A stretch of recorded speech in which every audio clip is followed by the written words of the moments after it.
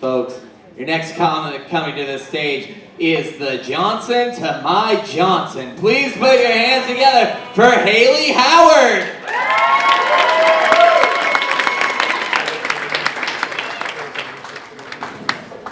Hello. Oh my gosh, it's bright. All right. So I am here. I go to PSU, and I'm here tonight despite having a final at 9 a.m. tomorrow morning because I'm not afraid of failure. So, for the past couple of weeks, I've realized I've had this and the final. I've been, freaking out about it, being like, I'm going to fail everything. And then I was rifling through a bunch of papers the other day, and I found this unopened envelope from my doctor. And I was like, oh, I should probably open this. It was from, a month ago. And I opened it, and it was like, oh, your STD test. You don't have any STDs. And I was like, oh my God, this is amazing. So I've been carrying it around with me for, all week. So whenever I'm like, I'm going to fail everything, I look at it, and I'm like, I don't have gonorrhea. It's fine. It's gonna be okay. So that's what I have to reassure myself. Anyways, yeah. So I go to PSU. So I go on strolls around the campus a lot, and there's this building on the campus, and it's a building with all tinted windows, all totally black. And the only thing is the title of the place on the awning, and it says emergency tooth doctor. And a couple things there. First of all, dentist. The word you're looking for is dentist. Why tooth doctor? Did you not remember? How did you forget that? Second, who's calling that number? Who, say you get into an accident, all your teeth fall out of, just because of whatever happened. Someone's like, all right, we're calling 911. No, fuck that. We're going to the emergency tooth doctor. Look up his number, and we're gonna figure that out. Fuck 911. We don't need that. And then, also, why does it exist? Does 911 not accept tooth emergencies? Now I'm concerned. If I knocked out a tooth and went to the ER, would they be like, no, fuck off, you're gonna have to find the tooth doctor? I'm very worried about that. But it's a really sketchy building, and it's all dark, and someday I'll go in there, but I might die, so just letting you know. Just warning you. You'll know what happened if someone disappeared in the tooth doctor. Anyway. All right. I don't have segues because I'm lazy, but anyway.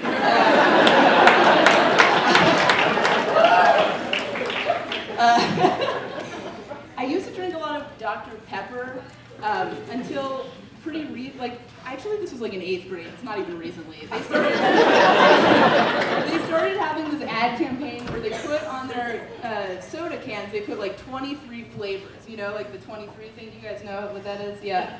And that really freaks me out because considering that it's something that's universally accepted to be all right, water, sugar, coloring, and maybe citric acid because that's always there. But what are the other 19 flavors? That is really sketchy to me. I feel the lower you get down on the list, the more you get finger of employee, stray Ted Bundy hair, weird shit. It freaks me out a lot. I don't know. It just sounds like it isn't healthy, you know.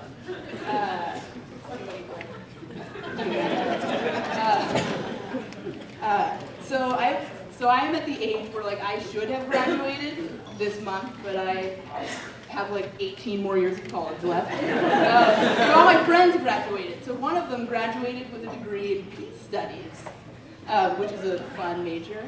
And I asked her what she wants to do with it, and she was like, I just want to be a missionary.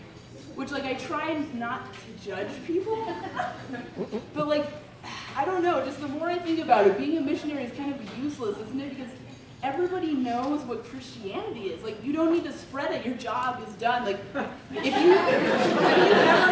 you ever met a person who's who's this Jesus guy everyone's talking about? I've never heard of him before. This is new to me. I don't think anyone you don't need to do it. The Jews stopped advertising years ago, and they're great. They're just chilling on the beach in Florida, and that sounds awesome. Yeah.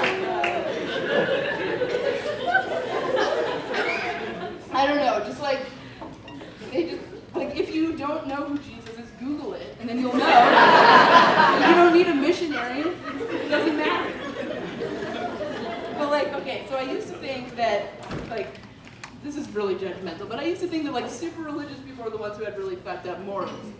Like weird moral rules and stuff. But, like, I heard this story recently from my friend that made me think otherwise. So my friend, let me, like, preface this. All right. 2 months ago for St. Patty's Day, my friend went out, and she was like, I need to get laid. So she, like, found this guy, and she was having sex with him in his car.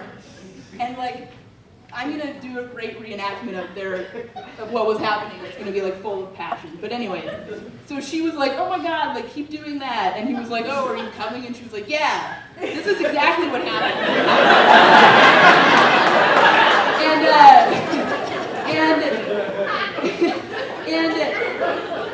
And he was like, oh, my God. And he, like, yelled and, like, ripped his hands away and, like, removed himself from her. Like, she was on fucking fire.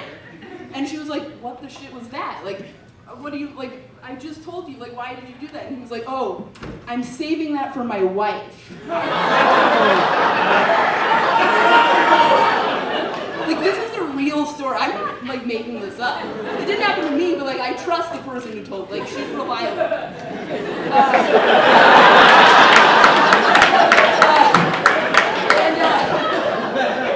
And, like, I wonder what belief system he grew up with to, like, come to the conclusion that sex is not a sin, but orgasms are. Because that sounds like the worst belief system. Like, in the world, like, that's awful. Like, why? Oh, I like, feel sorry for him. And then, like, when he does find his future wife, he will have no idea what to do. He'll be, like, tickling her elbow. And she'll be like, what are you doing? Like, oh, I was saving it for you. I don't know.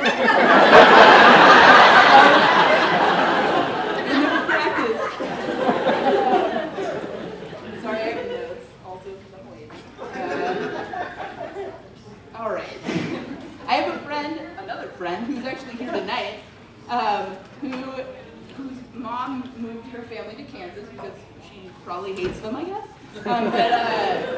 Anyways, her mom's like the CEO of Make-A-Wish Kansas, and she told me this story about this girl who was terminally ill and got to make a wish. And her wish was, this is in Kansas, her wish was for, like, what she ended up getting and asking for was a $5,000 gift card to Walmart. Like, that's her dying wish. Like, for money for Walmart? I don't know, like, if someone asked me to, like, describe the Midwest, like, I would just tell that story. And that's all you would need. Like, this might be harsh, but, like, if I were a kid in Kansas and I got to make a wish, it would just be, like, to die faster. Make it end sooner. Anyways, yeah. I have no idea if the timing is. I haven't been paying attention to the light. Anyways, I'm also very excited because on Friday, the new season, I don't know who watches it, but Orange is the New Black. Yeah, I'm so psyched because I love to binge watch the episodes, like, all at once, and then spend the whole summer questioning my sexuality. like conservatives get so, like, freaked out about, like, the gay agenda, and they're worried about all this shit. Like, the only thing they need to worry about is Orange is the New Black, because, like, that will turn your children gay. Like, it just will. And it's, like, a compliment. I'm not saying it's bad, but, like, I dare you to find one female who watches that show and honestly can say that she's never been like, maybe I should start fucking women. Because that's me for like 3 months after seeing that show every single time. I'm like, oh, like, I think I might be gay, and then later I'm like, oh, I don't think I am. It was just a show, like, it was just like the after effect. I don't know. Maybe not, I don't know. Anyway. So, okay, I have one more thing. I've been like, I heard this song recently. I was listening to this reggae playlist because I don't know why. Anyways, and a song was on there by Smash Mouth, and it's called Stone, and it's from the album Astro Lounge. This was the first CD that I ever bought when I was 12 years old because it had the song All-Star on it. But I loved the song Stoned, and it's about smoking weed, like, obviously. It's a reggae song, and it's called Stone. But when I was 12, I was very sheltered, I didn't know what marijuana even was, much less, and I went to church. So when he said, like, one of the lines is like, I'm getting stoned, what's wrong with that? And I was just like, I just knew the biblical sense of stoned. So I was like, why does he want to get rocks thrown at him until he dies? Like, I see a lot of problems with that. Smash Mouth lead singer. And then, like, I didn't hear the song for like 10 years, and then I heard it when I was like 20. And I was like, holy shit, this is about weed. Oh my god. Like, all this time I've been like, yeah, the lead singer of Smash Mouth is like crazy suicidal. And like really casual about it. I don't know. But anyways, that's it for me. I'm Hayley.